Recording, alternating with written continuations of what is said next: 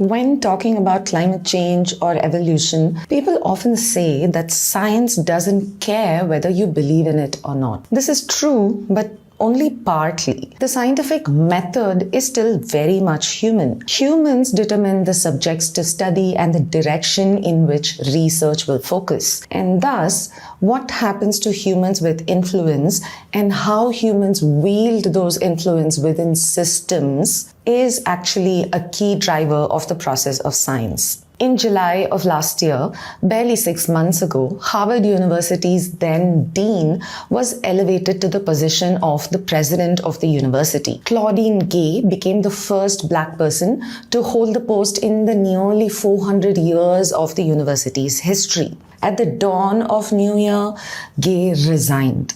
In her resignation letter, she remarked upon the nature of personal attacks and threats fueled by racial animus that she has faced in the past few months. She has been accused of plagiarism and she has faced a public campaign led by noteworthy conservative names to oust her, especially after she refused to silence pro-Palestinian protesters on campus. As she prepares to step down, academics globally, but especially in America, have reacted very strongly to the last 5 months of accusations against Gay. So, what happened with her? Let us look at the timeline and the nature of events that led to Harvard's first black president's forced resignation in what is the shortest tenure ever of this university's presidential post. Gay is a political scientist and her research specialization was understanding American political behavior and the role of race and identity in politics. She graduated in 1998 from Harvard and her thesis was titled Taking Charge, Black Electoral Success and the Redefinition of American Policies. This thesis won the best thesis in political science of the graduating year. Previously, she had moved from Princeton to Stanford for her undergraduate degree in economics. She graduated there from Stanford in 1992, where she also won the Best Undergraduate Thesis Award. By now, we can already see that she is a glowing figure in academia. She moved to academia in Stanford after graduation from Harvard in the Department of Political Science. Her work in race and identity politics led Harvard to then pursue her, and in 2006, she joined Harvard as a professor of government, and the next year in 2007, she became the professor of African American Studies. In 2015, she took on her first administrative role and became the Dean of Social Studies at the Harvard Faculty of Arts and Sciences, and in 2018 she became Dean of the entire Department of Arts and Sciences. As a dean, she oversaw attempts to increase diversity among faculty and increasing more interdisciplinary and collaborative studies among students. She was elected president after a search committee selected her from over 600 nominees. In July of 2023, she became the university's first black president and second woman president. While she enjoyed support from a large number of faculty and students, Gay still continued to remain unpopular with conservative figures. This began coming to a head after the October 7th attack by Hamas on Israel. Now, we can see that there is already a US-backed disaster that is going on in the Gaza Strip. And due to the country's impactful financial relationship with each other, Israel and the US, we can see that a majority of American leaders and institutions, as well as the wealthy, have aligned with Israel, especially the ones that are AIPAC funded. Many conservatives in the country and in the West also conflate Palestinian freedom with antisemitism, and thus Gay was accused of not condemning Hamas enough. Additionally, she was also accused of not condemning pro-Palestine groups. A day after the Hamas attack, 31 student groups banded together and published an open letter that said that these groups hold the Israeli regime entirely responsible for all of the unfolding violence. This, of course, drew immediate criticism and backlash from conservative, and lack of any statements condemning anti-Semitism from Harvard leadership at that point led many to say that this letter was an attempt at supporting Hamas.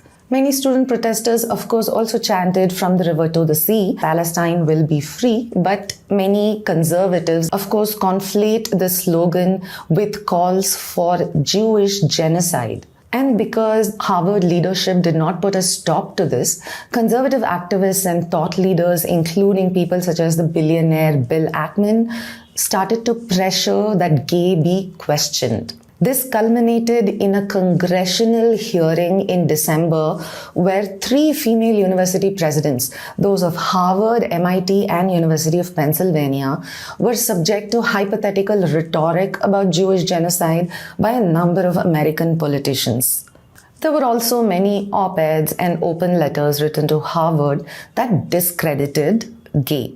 Back in October, Gay was accused of plagiarism in her dissertation and a couple of published papers, and these accusations became louder after the congressional hearings. There were, of course, pro-Zionist groups also that were amplifying these criticisms, provided examples of lines that were supposedly plagiarized, showed lines of technical jargon and definitions that were only mildly modified despite citation and appeared to have been copied verbatim.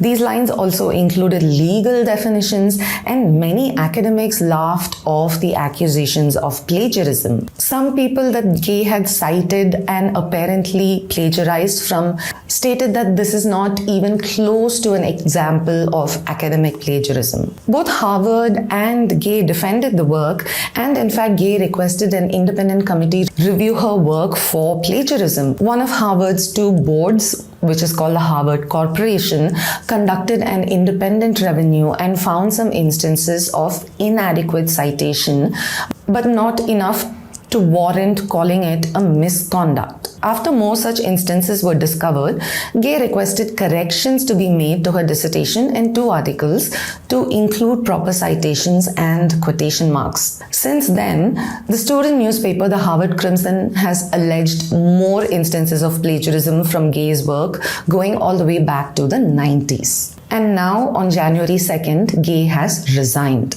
So how has the academic community reacted to this? After the congressional hearing in December, one of the 3 presidents that were present there, UPenn's president, stepped down from her position. It was also revealed that the president of Columbia University had also been invited to testify, but she had declined because of a scheduling conflict. While the MIT president continues to remain in her post, Gay announced her resignation on January 2nd, and she wrote in her resignation email that it had been distressing to have doubt cast upon her commitments to confronting hate and upholding scholarly rigor, 2 bedrock values that are fundamental to her. She also stated that she was frightened because she was subjected to personal attacks and racist attacks. News about Gay's resignation has, of course, been celebrated in some conservative circles, but American academia largely is not entirely on this side. Over 700 of the nearly 2,500 faculty members at Harvard signed a letter of support for Gay's presidency and her protection of academic freedom and freedom of expression. Many say that these processes are a weaponization of antisemitism to suppress pro-Palestine voices. Even Jewish academics and professors, such as those from Yale, have called this an orchestrated rage against university presidents with the intent of targeting pro-Palestine voices. Now, her 6-month stint here makes Gay the shortest term a president at Harvard has ever held. Many state that her ousting has been racially motivated.